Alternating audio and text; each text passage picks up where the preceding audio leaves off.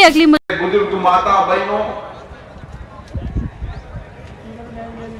मेरी अपेक्षा रहती है कि हर गांव के अंदर हर दिव्य दिन आत्मनिर्भर हो सके, अपने पैरों पर खड़ा होकर रोजगार कर सके। इसके लिए जहां भी आवश्यकता होगी हम उनके साथ कंधे से कंधा मिलाकर खड़े हैं। और ये समाज में बदलते समाज के परिवर्तन में हमने देखा कि कई दिव्यजन अपने परिवार को पालते हैं और समाज में योगदान भी देते हैं। हम सबको इन दिव्यजनों के साथ खड़ा होने की आवश्यकता है। पिछले कई दिनों से आप इन सहयोगी यंत्रों का इंतजार कर रहे थे, लेकिन कोविड महामारी के कारण लगातार प्रयास करने के बाद भी आपको इन यंत्रों और उपकरणों में मिलने में देरी हुई। इसके लिए मैं माफी चाहता हूं। मेरा एक और स्वार्थ था कि आपके साथ साथ जो लोग गांव के अंदर अभी शिविर में नहीं आए थे, तो कोविड के बाद मैं उन लोगों को भी बुलाना चाहता था ताकि वह भी शिविर के अंदर आए और अपना रजिस्ट्रेशन कराएं, ताकि उनको भी शीघ्र हम ये यंत्र उपलब्ध करा सकें। एलिम्को ने 28 यंत्रों का उत्पादन किया है। मैं पिछली बार जब मैंने इनके शिविर को लगाया था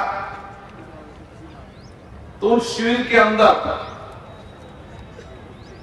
जिनके हाथ नहीं है उन्होंने नई टेक्नोलॉजी के हाथ लगाए हैं। जिस दिव्यजनों के पैर नहीं है, पैर कटा हुआ है, इन दिव्यजनों को सबसे बढ़िया पैर लगाकर, एक कृत्रिम पैर है लेकिन कृत्रिम पैर भी उसको खड़ा कर सारे काम करने के लिए उपयोगी हो रहा है। हमें समाज के अंदर व्यापक बदलाव लाना है और बदलाव जब भी आएगा जब सभी वर्गों को समानता का अधिकार मिले, सबको सामाजिक न्याय मिले, सबको बराबर का अधिकार मिले,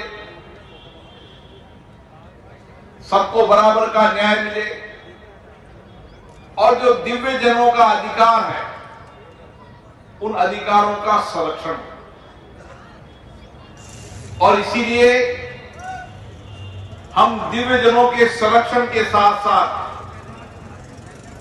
दिव्यजनों को आत्मनिर्भर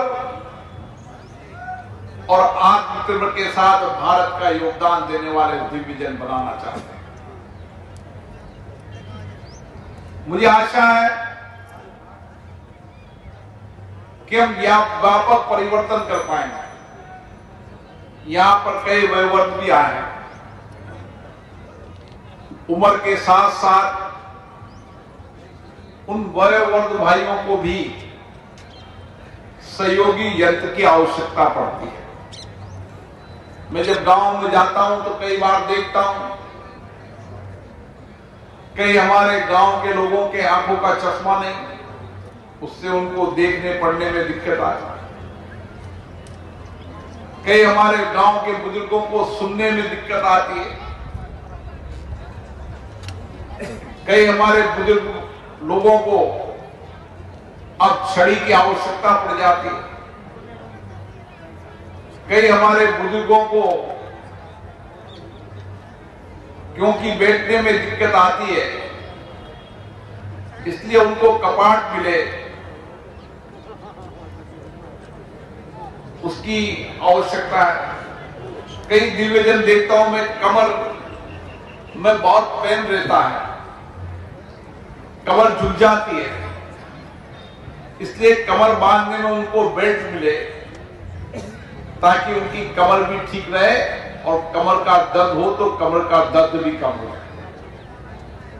ऐसे कई सारे यंत्र की प्रदर्शनी यहां पर लगी है। मैं सभी सामाजिक कार्यकर्ताओं से आग्रह करना चाहता हूं कि हमारे गांव के अंदर